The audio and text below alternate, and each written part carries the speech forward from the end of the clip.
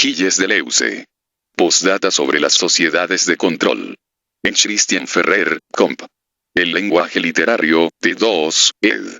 Nordan, Montevideo, 1991. Y Historia. Foucault situó las sociedades disciplinarias en los siglos XVIII y XX. Estas sociedades alcanzan su apogeo a principios del XX, y proceden a la organización de los grandes espacios de encierro. El individuo no deja de pasar de un espacio cerrado a otro, cada uno con sus leyes. Primero la familia, después la escuela, acá ya no estás en tu casa, después el cuartel, acá ya no estás en la escuela, después la fábrica, de tanto en tanto el hospital, y eventualmente la prisión, que es el lugar de encierro por excelencia. Es la prisión la que sirve de modelo analógico. La heroína de Europa 51 puede exclamar, cuando ve a unos obreros: me pareció ver a unos condenados.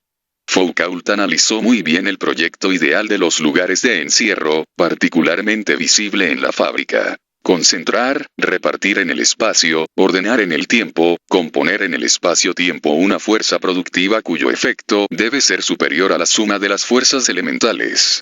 Pero lo que Foucault también sabía era la brevedad del modelo. Sucedía a las sociedades de soberanía, cuyo objetivo y funciones eran muy otros: recaudar más que organizar la producción, decidir la muerte más que administrar la vida. La transición se hizo progresivamente, y Napoleón parecía operar la gran conversión de una sociedad a otra.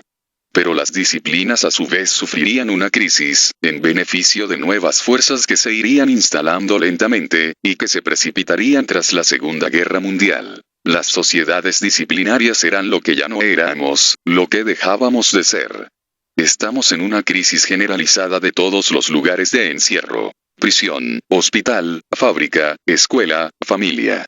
La familia es un interior en crisis como todos los interiores, escolares, profesionales, etc. Los ministros competentes no han dejado de anunciar reformas supuestamente necesarias. Reformar la escuela, reformar la industria, el hospital, el ejército, la prisión. Pero todos saben que estas instituciones están terminadas, a más o menos corto plazo.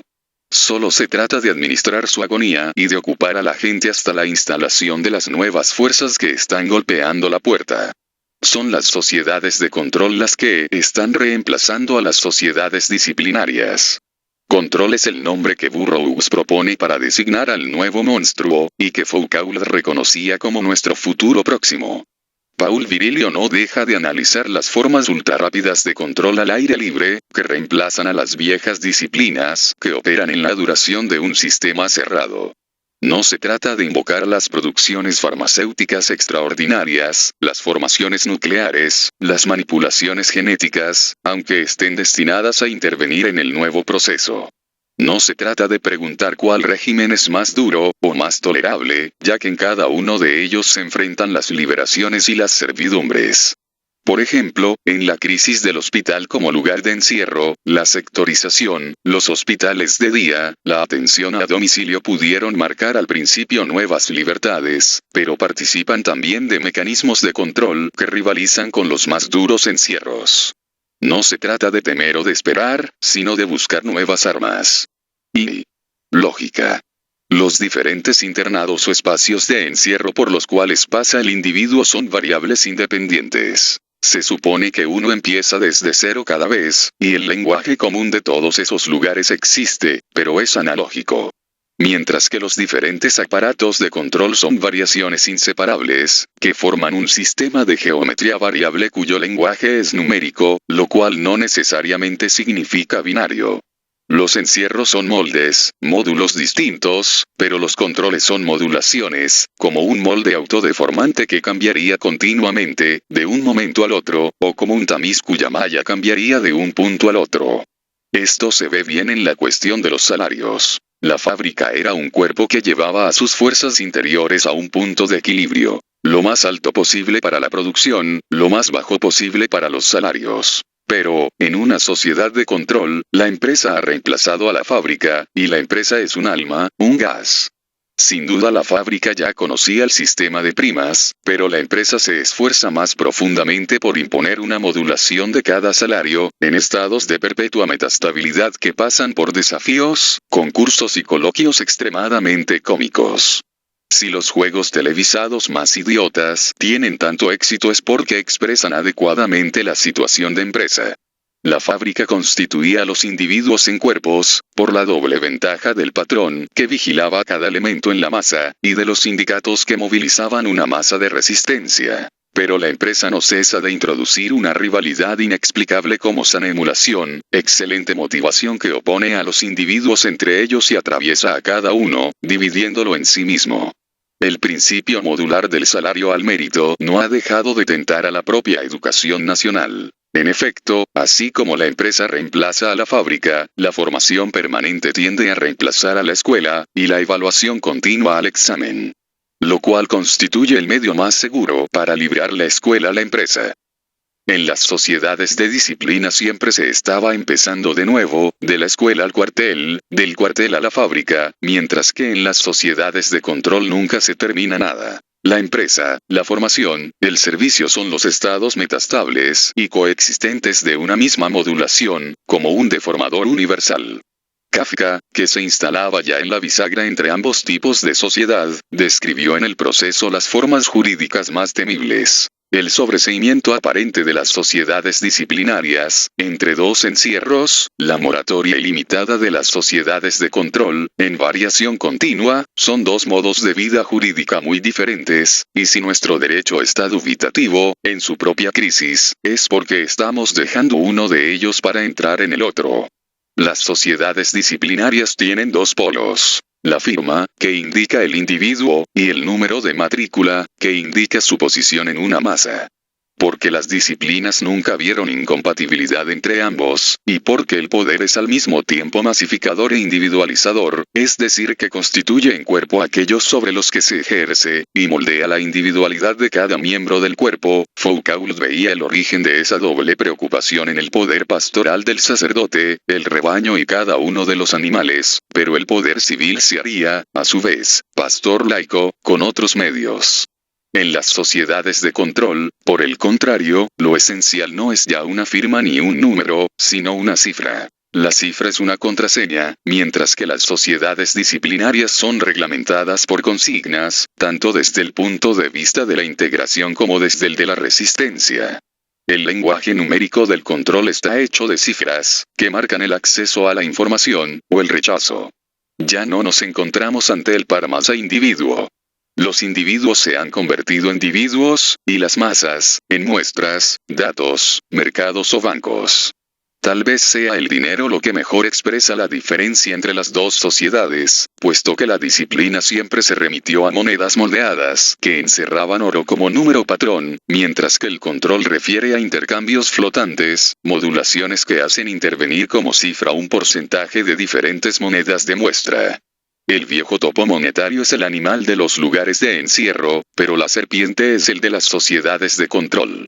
Hemos pasado de un animal a otro, del topo a la serpiente, en el régimen en el que vivimos, pero también en nuestra forma de vivir y en nuestras relaciones con los demás. El hombre de las disciplinas era un productor discontinuo de energía, pero el hombre del control es más bien ondulatorio, en órbita sobre un haz continuo. Por todas partes, el surf ha reemplazado a los viejos deportes. Es fácil hacer corresponder a cada sociedad distintos tipos de máquinas, no porque las máquinas sean determinantes, sino porque expresan las formas sociales capaces de crearlas y utilizarlas. Las viejas sociedades de soberanía manejaban máquinas simples, palancas, poleas, relojes. Pero las sociedades disciplinarias recientes se equipaban con máquinas energéticas, con el peligro pasivo de la entropía y el peligro activo del sabotaje. Las sociedades de control operan sobre máquinas de tercer tipo, máquinas informáticas y ordenadores cuyo peligro pasivo es el ruido y el activo la piratería o la introducción de virus. Es una evolución tecnológica pero, más profundamente aún, una mutación del capitalismo. Una mutación ya bien conocida, que puede resumirse así. El capitalismo del siglo XIX es de concentración, para la producción, y de propiedad. Erige pues la fábrica en lugar de encierro, siendo el capitalista el dueño de los medios de producción, pero también eventualmente propietario de otros lugares concebidos por analogía, la casa familiar del obrero, la escuela. En cuanto al mercado, es conquistado ya por especialización, ya por colonización, ya por baja de los costos de producción. Pero, en la situación actual, el capitalismo ya no se basa en la producción, que relega frecuentemente a la periferia del tercer mundo, incluso bajo las formas complejas del textil, la metalurgia o el petróleo. Es un capitalismo de superproducción.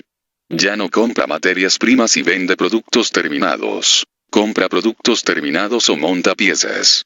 Lo que quiere vender son servicios, y lo que quiere comprar son acciones. Ya no es un capitalismo para la producción, sino para el producto, es decir, para la venta y para el mercado. Así, es esencialmente dispersivo, y la fábrica ha cedido su lugar a la empresa. La familia, la escuela, el ejército, la fábrica ya no son lugares analógicos distintos que convergen hacia un propietario, estado o potencia privada, sino las figuras cifradas, deformables y transformables, de una misma empresa que solo tiene administradores. Incluso el arte ha abandonado los lugares cerrados para entrar en los circuitos abiertos de la banca. Las conquistas de mercado se hacen por temas de control y no ya por formación de disciplina, por fijación de cotizaciones más aún que por baja de costos, por transformación del producto más que por especialización de producción. El servicio de venta se ha convertido en el centro o el alma de la empresa. Se nos enseña que las empresas tienen un alma, lo cual es sin duda la noticia más terrorífica del mundo. El marketing es ahora el instrumento del control social, y forma la raza impúdica de nuestros amos. El control es a corto plazo y de rotación rápida, pero también continuo e ilimitado, mientras que la disciplina era de larga duración, infinita y discontinua. El hombre ya no es el hombre encerrado, sino el hombre endeudado. Es cierto que el capitalismo ha guardado como constante la extrema miseria de 3/4 partes de la humanidad. Demasiado pobres para la deuda, demasiado numerosos para el encierro. El control no solo tendrá que enfrentarse con la disipación de las fronteras, sino también con las explosiones de villas miseria y guetos. Programa no es necesaria la ciencia ficción para concebir un mecanismo de control que señale a cada instante la posición de un elemento en un lugar abierto, animal en una reserva, hombre en una empresa, collar electrónico. Félix Guattari imaginaba una ciudad en la que cada uno podía salir de su departamento, su calle, su barrio, gracias a su tarjeta electrónica, individual, que abría tal o cual barrera. Pero también la tarjeta podía no ser aceptada tal día, o entre determinadas horas. Lo que importa no es la barrera, sino el ordenador que señala la posición de cada uno, lícita o ilícita, y opera una modulación universal. El estudio sociotécnico de los mecanismos de control, captados en su aurora, debería ser categorial y describir lo que está instalándose en vez de los espacios de encierro disciplinarios, cuya crisis todos anuncian. Puede ser que viejos medios, tomados de las sociedades de soberanía, vuelvan a la escena, pero con las adaptaciones necesarias. Lo que importa es que estamos al principio de algo. En el régimen de prisiones, la búsqueda de penas de sustitución, al menos para la pequeña delincuencia, y la utilización de collares electrónicos que imponen al condenado la obligación de quedarse en su casa a determinadas horas. En el régimen de las escuelas, las formas de evaluación continua, y la acción de la formación permanente sobre la escuela, el abandono concomitante de toda investigación en la universidad, la introducción de la empresa en todos los niveles de escolaridad. En el régimen de los hospitales, la nueva medicina sin médico ni enfermo, que diferencia a los enfermos potenciales y las personas de riesgo, que no muestra, como se suele decir, un progreso hacia la individualización, sino que sustituye el cuerpo individual o numérico por la cifra de una materia individual que debe ser controlada. En el régimen de la empresa, los nuevos tratamientos del dinero, los productos y los hombres, que ya no pasan por la vieja forma fábrica. Son ejemplos bastante ligeros, pero que permitirían comprender mejor lo que se entiende por crisis de las instituciones, es decir, la instalación progresiva y dispersa de un nuevo régimen de dominación. Una de las preguntas más importantes concierne a la ineptitud de los sindicatos. vinculados durante toda su historia a la lucha contra las disciplinas o en los lugares de encierro, podrán adaptarse o dejarán su lugar a nuevas formas de resistencia contra las sociedades de control. Podemos desde ya captar los esbozos de esas formas futuras, capaces de atacar las maravillas del marketing. Muchos jóvenes reclaman extrañamente ser motivados, piden más cursos, más formación permanente. A ellos corresponde descubrir para qué se los usa, como sus mayores descubrieron no sin esfuerzo la finalidad de las disciplinas. Los anillos de una serpiente son aún más complicados que los agujeros de una topera.